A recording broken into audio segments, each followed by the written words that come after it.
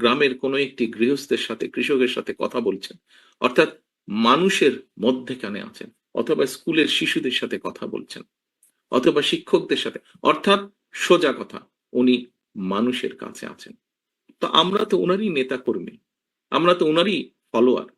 তাহলে কেন আমরা এই কাজটি করতে পারবো না?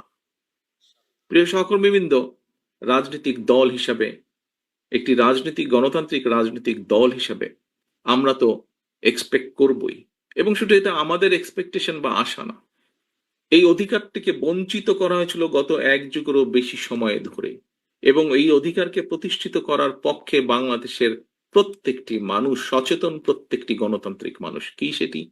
সেটি ভোটের অধিকার, ভোটকে প্রতিষ্ঠিত করা। আমি বিগত এক যুগেরও বেশি সময় ধরে বাধ্য হয়ে প্রবাসে থাকতে হচ্ছে আমাকে। আমি এমন একটি দেশে আছি যেখানে গত 400 বছর ধরে গণতন্ত্র প্র্যাকটিস হচ্ছে।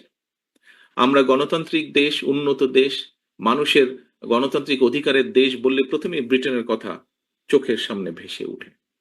প্রিয় সহকর্মীবৃন্দ, এই দেশে যে কোনো সরকারি ব্যবস্থা, যে কোনো রাষ্ট্রীয় ব্যবস্থা, যে কোনো ব্যবস্থা কেন মানুষের পক্ষে, তার একটি মূল কারণ